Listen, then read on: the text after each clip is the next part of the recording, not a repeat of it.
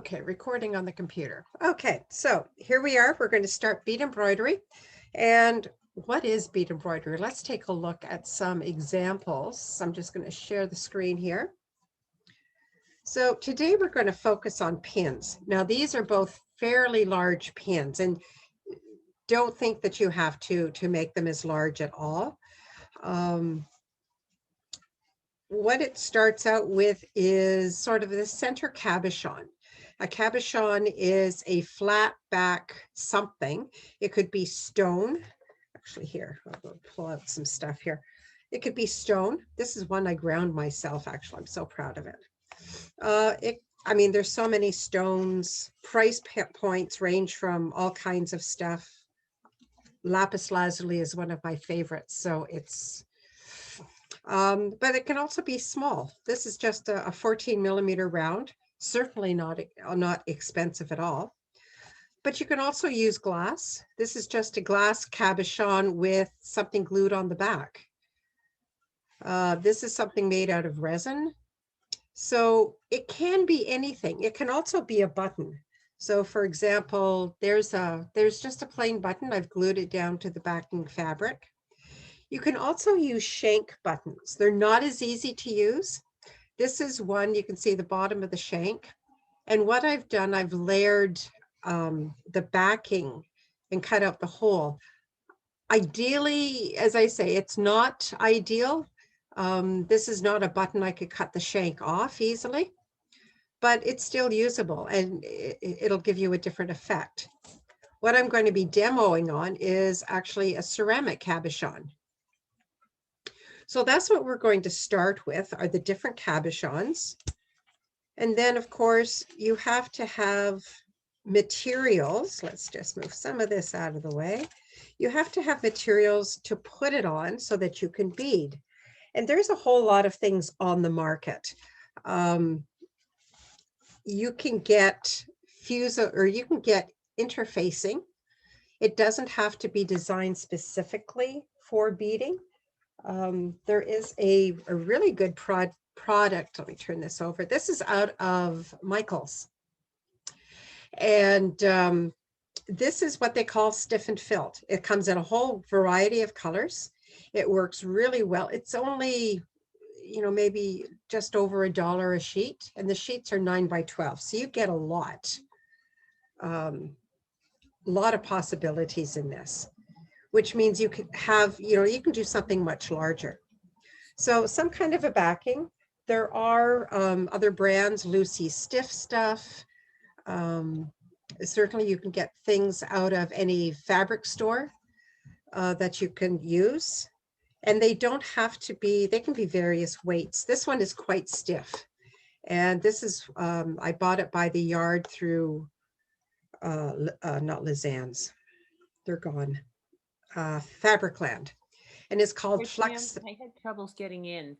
Okay. What is the material that you're describing? This is the foundation. Okay. So the foundation, as I say, you could use a whole lot of stuff. This is what I'm going to be demoing on today, and this is just stiffened felt from Michael's. But you can use Lucy Stiff Stuff. It's another brand. This is by the yard. It's called Flex and Firm. It's actually quite thick, but all of these things will work. Even a medium weight interfacing that you use for sewing will work just fine. So first steps, when you have something and you have your cabochons, is that you do want to glue them down or attach them to here. So the glue I tend to use is E6000. I buy it in the small tubes because I do find it dries up really quickly. And to glue it on, it's really easy. Put some on there, not so much that it's going to come apart or leak out. And if it does, it's okay. Just wipe it off before it dries. And here, I'm just going to apply this glue. This is that stacked from that shank button. And I would let that dry for at least 24 24 hours. If you find it's something that feels loose, go ahead and put a weight on it, such as a book or something else, to give it a really good adherence. So I'm just going to set those aside, because what I'm going to demo on is, I just had it, where did it go? There it is this piece, and it's already glued on and ready to go. So after you've got your piece found down, other things that you need are of course going to be beads. And you can use all kinds of beads. I've pulled these out to audition them. In other words, do I like what they're going to do with this? This is a little bit more robin's egg blue than some of these. However, I kind of like the contrast. There is no right or wrong. It's just what you like. Okay, for thread, I use a good quality beading thread. So Miyuki actually does not shred. It works very well. Typically, I would use a white thread, but if I did this using white thread, you would not be able to see what I'm doing. So I'm going to use a blue thread. Beading needles, a very personal choice. If you are used to doing embroidery, you are probably used to using a short needle, what they call sharps. I find it hard to hold the short needles, but so I use the longer needles. Again, it's a personal choice. Whatever size you use, you just want to make sure it's going to go through your beads okay. So I've got this one, it's about a size 10. The stiffer the bead, or the stiffer the needle, the easier it's going to be. And then once we've got all this done, what we need is some kind of a backing and your pin back. And the pin back, the size of it is going to depend on your overall pin. And they do come in various sizes. I expect I'll be using this size because I'll have beads around it for this pin. And then the backing itself, I'm going to use something called ultra suede, but you can use quilting fabrics, you can use anything like that, because we're going to actually sew it on to the back. Okay, we're not doing all this today. Otherwise I would be going crazy and I'd be going nuts. So what we're going to do today is to start it. And I'm going to be demoing the 3 beading stitches. There's a lot more than 3. But for today, we're just going to get started with 3. And I want to show you that bead embroidery can go beyond, let me put this up here a little bit more, can go beyond pins. This is what I start with, or when I started bead embroidery, what I began to do. And I like to create scenes. This is obviously seashore inspired. But some of these stitches that we're using here are what we're going to be doing today. We're going to be learning how to do these stack stitches. We're going to learn how to do these back stitch. And we're going to learn how to do something called boucle, which is in here. So it creates a whole lot of texture. Stack stitches like this have a lot of variations that you can use. And the back stitch is a workhorse. There's so much you can do with it. And of course, you can use 2-hole beads. You can use, anything you want. I've used some cabochons here, shells, pieces of shell. On this one, I put the shell upside down, put resin in it to mimic water, and put a couple of pearl beads in there. You can use, you could use sea glass, anything like that. So all of these, they start out by being glued, and then I'll either attach them with beading around it or let the glue do its job, and that'll be its only adhesive. Okay, so where do we get started? Well, first things first, we need to pick our beads. So I think what I'm going to do, I'm going to put this bead around it in a back stitch. I'm going to pull some thread. I'm actually pulling about a wingspan. And with any thread, you do want to take the curl out of it. So I'm just going to stretch it in my hands. I'm not yanking it. I'm just giving it a good stretch. I don't use sewing thread for this because sewing thread isn't as strong as beading thread. I don't want going through the fabric backing can be very hard on thread. Some threads will just simply shred on you. Okay, just thread my needle. And there's various ways of doing knots. Some people like just to do that spit and twist, you know, where you go around your finger and then roll it off. I find a quilting knot works very well. To do a quilting knot, I've got the end of my thread right there. There's my needle. There's the other part of my thread. I'm just going to grab that thread and wrap it around. You can do 5, 6 times. Then I'm going to take that and just run it, my thread through, and it comes down to the end. And there is my quilting knot. Okay, so let me demonstrate that again.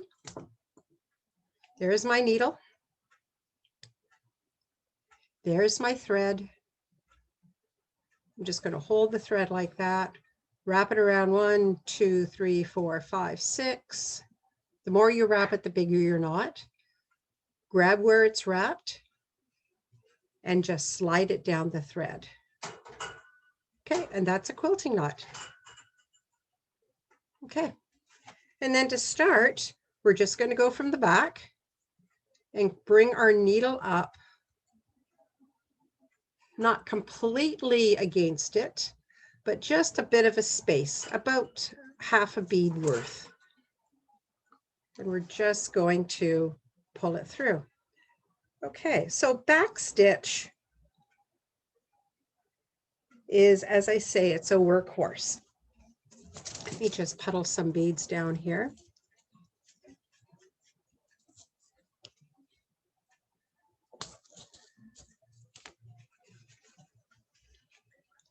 So in this, I'm going to pick up 5. You can pick up 4 or 5, depending on the size of bead. So there's 5. I'm just going to bring it down. And I'm going to lay it down to see how far it's going to take. Now, I'm left-handed, so I'm beading clockwise. If you are right-handed, you're probably going to be beading counterclockwise. So I'm laying it down, seeing how far it goes, and I'm going to stitch down from the front to the back. And those beads are laying still like that. I want to reinforce half of this and before I can continue on. So I'm going to poke up, and you may have to stab a few times to get your needle between the beads.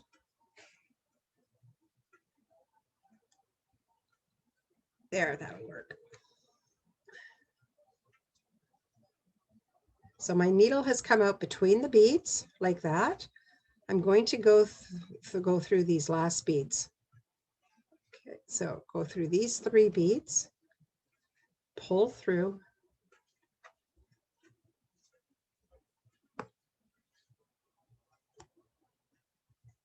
and that secures those beads. I'm ready to, let's add 5 more. So it calls the back stitch because we're sort of going back a little bit before we go forward. 2, 3, 4, 5. And again, I'm just going to lay it down to see where it goes. And then go down to the back, making sure my thread isn't catching anywhere like thread always does. Okay, I'm going to come back and go up wherever I come up, that's where I'm going to go there. So this time I've come up between these two beads. So I'm just going to go through these beads. So I'm not securing all of the beads. I'm securing the last 2 or 3 beads that I've just added. And that, what you're going to see on the back, looks like a running stitch. And as you can see, it goes pretty quick.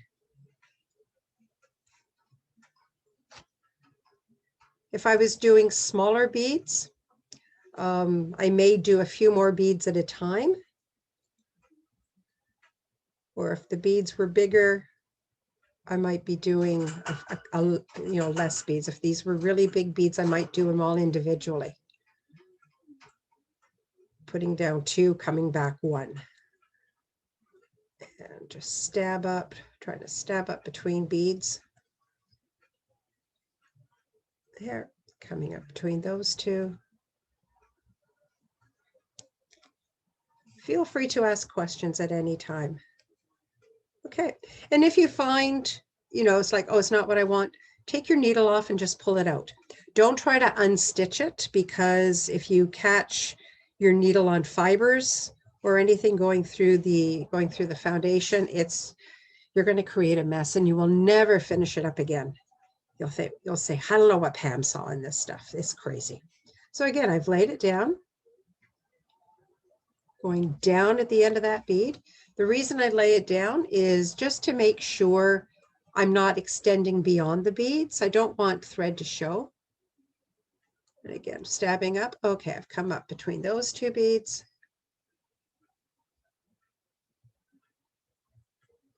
So again, I'm going through the last 2 or 3 beads that I've just laid down, and that helps to secure everything. Okay, we're almost around here.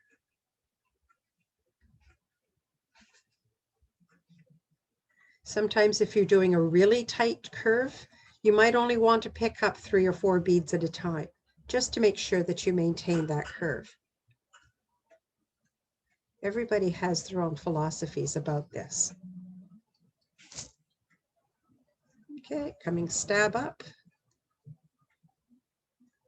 As you get practice, your stabbing will get better.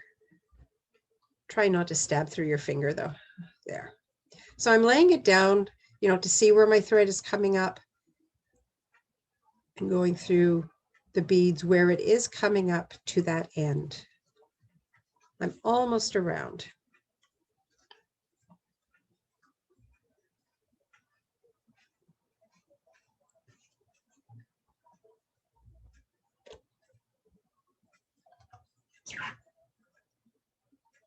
Okay, laying it down, see where it goes, stitching down,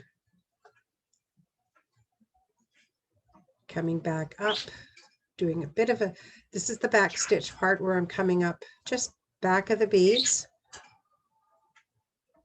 laying it down. Okay, so it goes through there.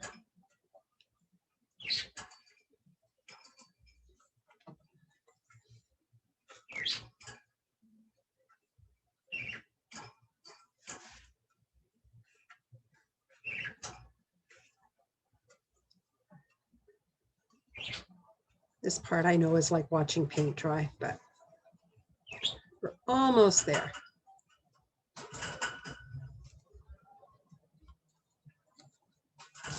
Yeah, so it catches on everything. There we go. Coming back up 2 or 3 beads back. So you see this technique in a lot of areas. If you're familiar with some First Nations beading, this technique is used a lot. Much of, beading of medallions and pendants are quite flat. That bead, If you didn't have that kind of backing, the white stuff, what could you use?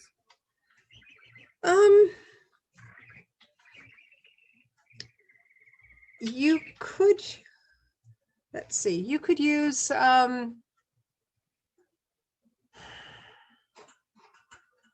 you could use a good heavy duty fabric. Okay. Okay. there is some weight to this. Like when you finish, there is some weight. And the thing about the beadwork is that, or the foundation, it does support the weight of the beads. Okay. So, but it's pretty easy to find. Does Bead Effects have it? Yep, it's called Lucy Stiff Stuff. And they also have something called Good Felt. And Good Felt works very well as well. Good Felt is very similar to what Michael sells as their stiffened felt. Okay. Thank you. Yeah, you're welcome. And it's not expensive. So here I put on 5, and lo and behold, it actually fits. Okay. If it was a smaller space and you could only fit 2 beads, then you would put 2 beads in there. So what I'm going to do is I want to make sure it looks good. So I'm going to go through this first bead. Make sure it lays down. And I'm just going to go down where my thread is coming out. And I'm going to come up about 2 stitches back. And if you forget where you are, just pull it up a little bit. You can see I have that gap there, so I just need to come up somewhere in there. And again, stab as many times until you get where you want to be. I'll go through those beads again. And then down. So this row is finished. Oops, catching on everything. Sending beads flying. So that's how you do the back stitch. Where do you see something like that here? All of these are done with back stitch. So you can do them with any size bead. This is using size 11s, these smaller beads. These larger beads here on the outside are 8s. On this one, I have done it. The yellow, the green are back stitch. So it's really good at creating lines and circles. The tighter the circle, the smaller the number of beads you will want to pick up. Okay, another stitch that works very well is something called the stack stitch. And for that, again, you can use all kinds of beads. I think I want to use,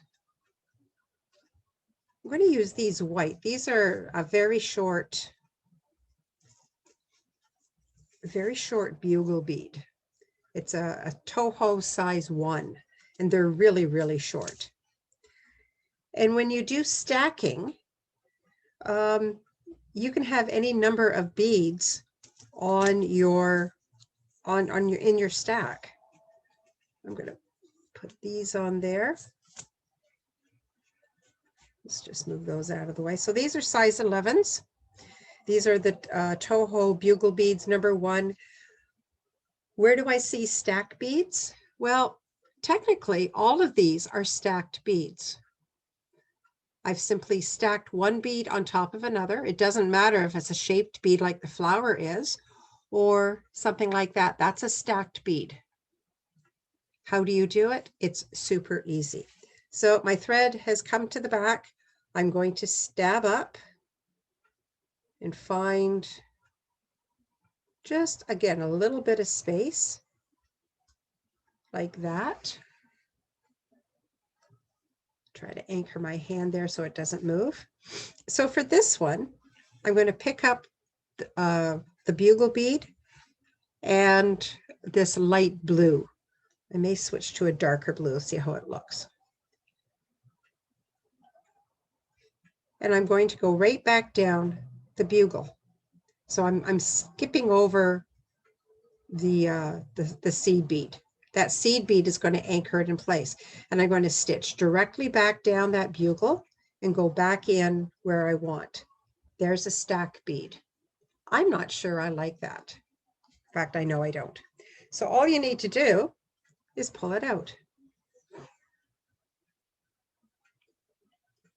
Like that. And you try something else. I'll just move those out of the way.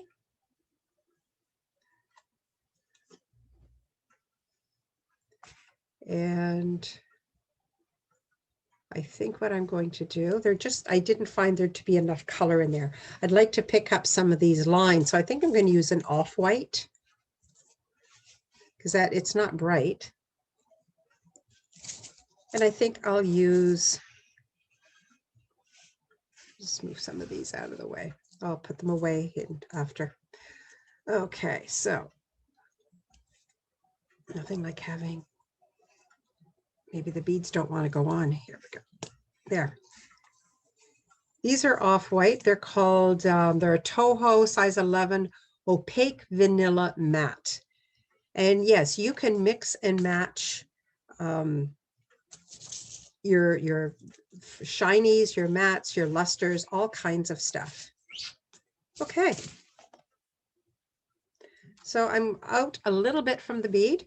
I'm going to pick up, let's pick up two of these, two of the 8s and one of the 11s. I'll bring them down and let them stack like that.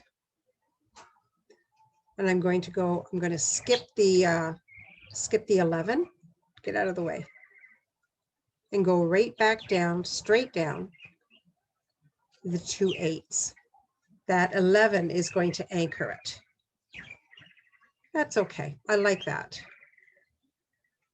So I simply create more. So I go up a little bit over.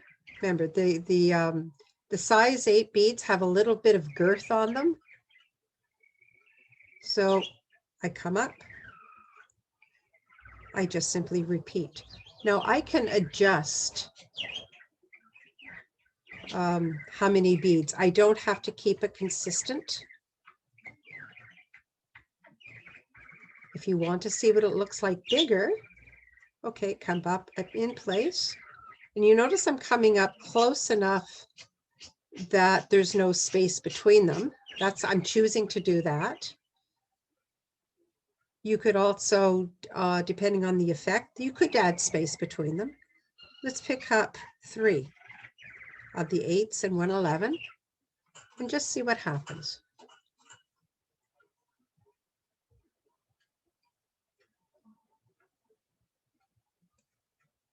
Again, skipping that first bead, come back down. There's the difference. Okay, so it's up to you. When you do your pin, I think I'm going to pull that back because I'm going to keep it consistent. Okay, so I have, where'd it go? I've got 1 bead left on the thread.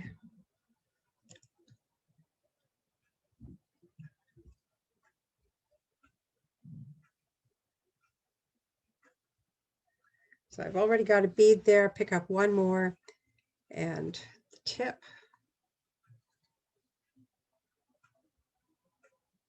Skipping the tip and go straight down. There's a lot of things I can do with these stacked beads. I could join the tops of these beads. Okay, first of all, you have to come up back up the other side. So notice I am giving it a little bit of space.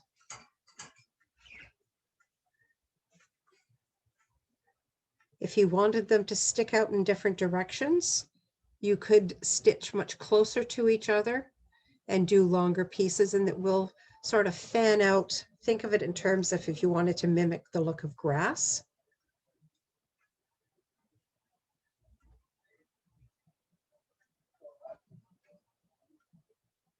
Takes a little, takes a little bit longer than the other beads, so, or the other stitch.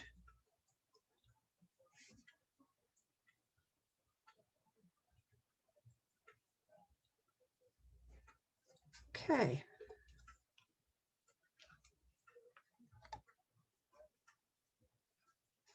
Just going to do a couple of more, then I'm going to switch a stitch. I always forget to come back up again.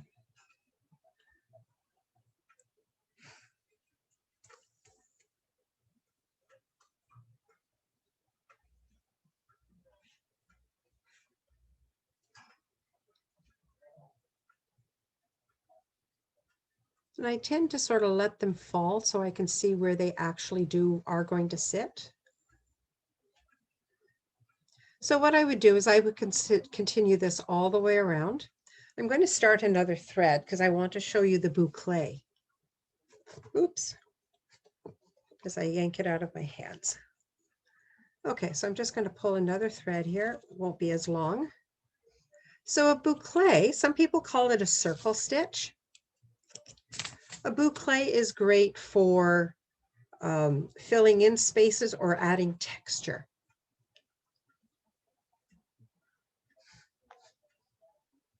Thread my needle, and as you can see, my needle is certainly not staying straight. Okay, I'm going to add a quilter's knot again. So quilter's knot, you've got the needle, there's the eye with the thread. That's the end of the thread. Grab that, wrap it around your needle 5, 6, 7 times. 1, 2, 3, 4, 5, 6, 7. Grab the spiral of thread that's there and just pull your needle through and let the spiral go down the thread. As I say, pinch, the twist and spit method works just as well. You're just not getting your DNA all over your project. That's the only difference. Okay, so again, I'm going to come up not far from here, you know, give it a little bit of space. Okay, so I think for this one, might be a little hard to see. Let me just brighten this up a little bit. Adjust that. Okay, I am going to use these light blue. And what I'm going to do is I'm going to pick up an odd number of beads. So 1, 2, 3. Let's start with 3. Instead of going down the beads, I'm going to stitch down beside the beads like that. And what's going to happen is that it's going to create this sort of picot. I come up again.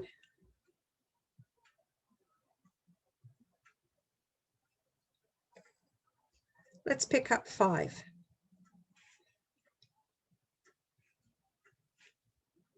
And I'm going to go down near where I came out, but not directly beside, or not in the same space. So what it's doing is creating this sort of fill in. You do see the thread a little bit. So whatever you're using, you can use your thread as part of the design. Again, come back up. And this is where you can fill in spaces. So for example, as you can see, there's a little bit of space between the beads. I've picked up 3 and I'm just going to go down near where my thread comes up.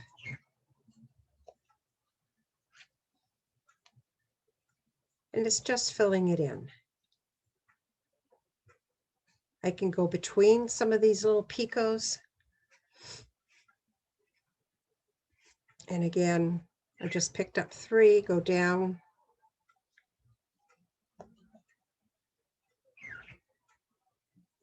Like that. So I will probably create something going around all of this. Now you can use all kinds of beads. So for example, in this one, you can see the bumpiness here. That is where I've done this boucle right along the cabochon, and also in here using a couple of different colors to fill in some of the spaces that the leaves left. The leaves you would add the same way as you've done the back stitch. So I don't have any leaves out. Shoot, I should have done that. But what you would do is pick up a couple of leaves, go down, and then come back up between the leaves, go through it again, add another leaf, go down. So it is the back stitch all the way. And then what I did after that is when I cut the fabric, and put it on for the backing. We'll cover the backing next week. So are there any questions? We haven't quite used up the hour. This is a project that takes some time. Okay, let me just go back up here. This is the thread for the, oh, I want to show you how to end threads. So let me just,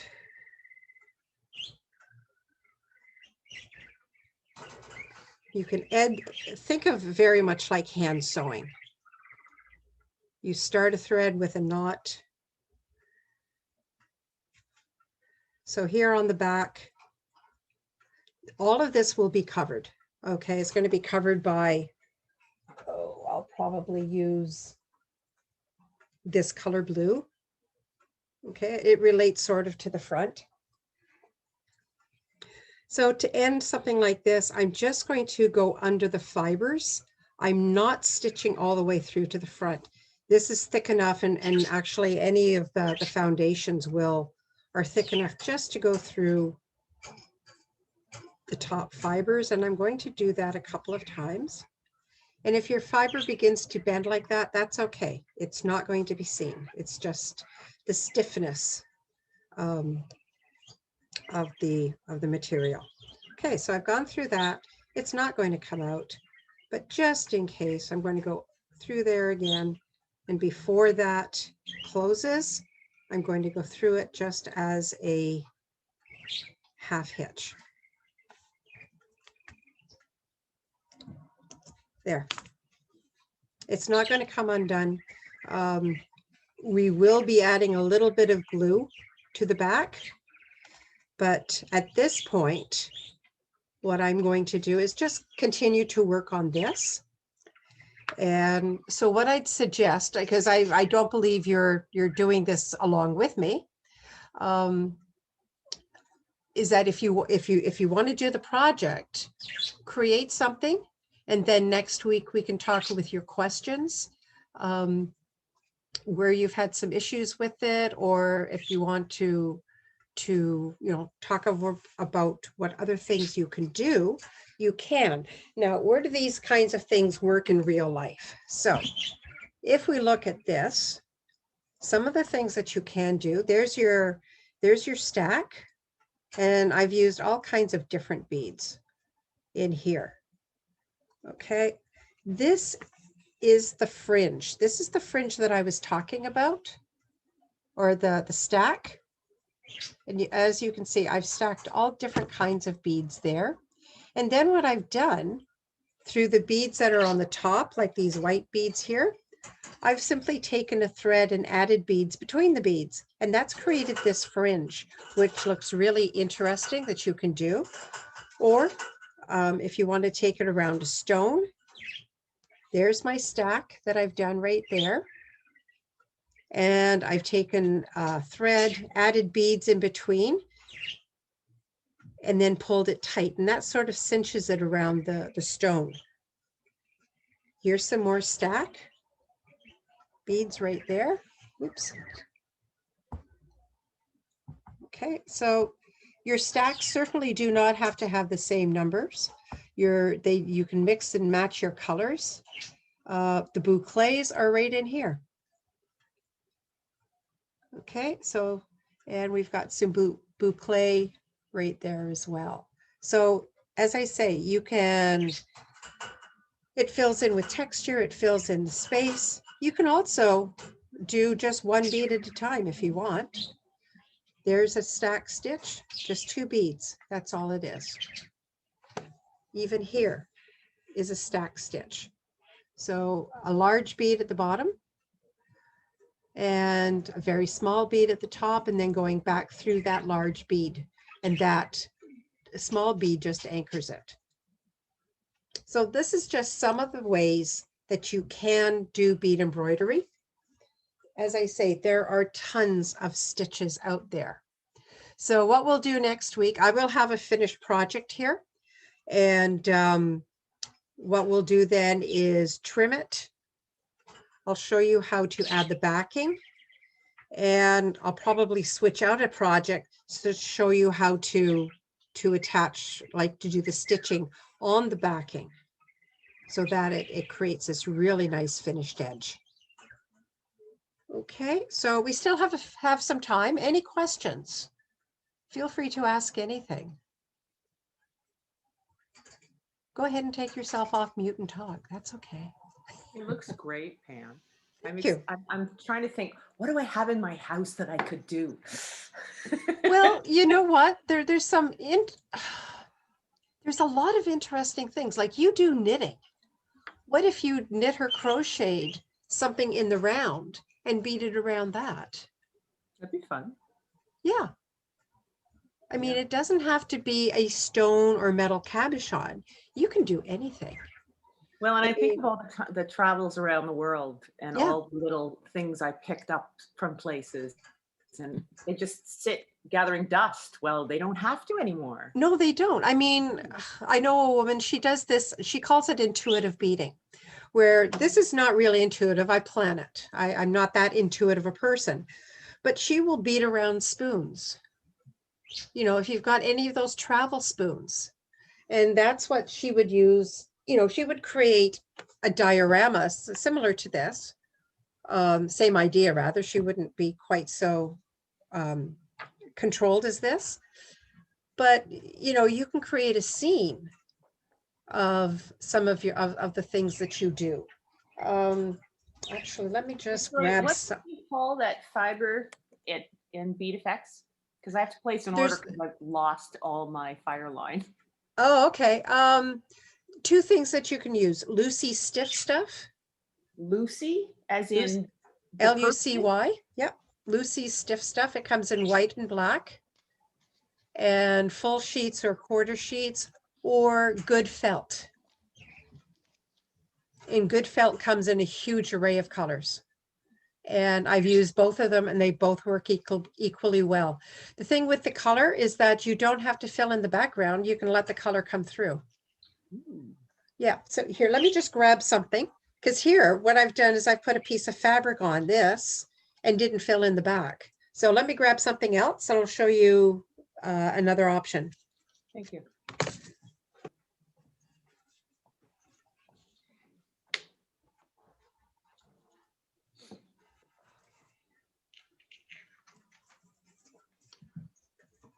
Somehow I've lost a whole spool of fire line in my house, and I have no idea how. Like, where did it go? I lose stuff all the time. Do you find it? Am I going to find it, Tanya? Please. If you're like me, it could be in the cupboard with your teacups. Oh, tell me about it. So That's every year, the Toronto Bead Society does a bead challenge. wow. And this was a challenge. Let me darken this a little bit. There we go. And what they do is they give you a certain, you know, a bunch of beads with and there are, you know, some of the beads that they did, but you can, a lot of dust on there. You can create scenes. You can paint with beads. So depending on what you have, you know, some flower beads, 2-hole beads, a lot of these are just stacked. Here's some leaves that I put on. You know, there's so much you can do. The other thing, ow, I've got pins sticking out of there. So this is covered. This was a 6x6 piece of the fiber. There's the back. And then you can start gluing on things. What I did, I sort of bead in themes. So this is my jungle. And I found, you know, I had a lion's head raku piece here. I have a little tiger. Ow, sorry, there's pins. And I also, this is a button. I was at a fiber show and this guy was selling these incredible buttons. They were slices of some kind of a pod.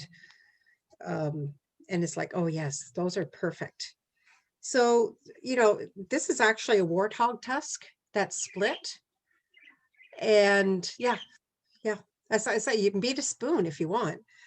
And it all worked together for this jungle. And it's just texture of all the different stitches. These are the stacked stitches. Different beads, different sizes, different everything will give you different effects. Here is your back stitch. You can add, shaped beads. These are just drops, some leaves sticking up. Be a great way to use up your stash as well. It is. It Yeah. is. And then you discover you need more because you need more to finish. It's, oh, I got to do that again. These are just plain glass beads. And these happen to be some cabochons, little leaves. And I put them together and it's like, oh, now it looks like a bear paw or something. So there's a lot of things that you can do. This one I had cut out and had done a style of macrame to fill it in. So there's the back of it. You see where I've glued. Nobody sees this part. This is some of the stuff that you can do with bead embroidery. Wow. A pin is the beginning. I want to take you down that rabbit hole with me. When I find my fire line. Okay. Fire line will work for this. I A thin. find it though, Pam. I was saying I have a whole spool and it's missing. I blame my budgie for that. I tell Your him laundry basket. Ooh. I have found I'm not working full time anymore outside of here. And I have found so many things and it's like, I've been looking for this for a year. So yeah. But so that's sort of some of the basics and where you can go with bead embroidery. Ooh, I made a mess. Okay. So next week, what we'll do is I'll have this finished and probably another one that, so I can trade out. And what we'll do is learn how to finish it with the pin back and the beading on the back here. Okay. Any Okay. questions about what we're doing today and for next week? No, I'm just gonna go find stuff. Yeah, I'm gonna go look. I'm gonna go Okay. play in my house. You know how to find me. Email me if you have any questions, and we'll see you next week. All Great. right. Okay. Well. Okay. Thank you. You're welcome. Thank you. Well, take care. Okay. Bye-bye.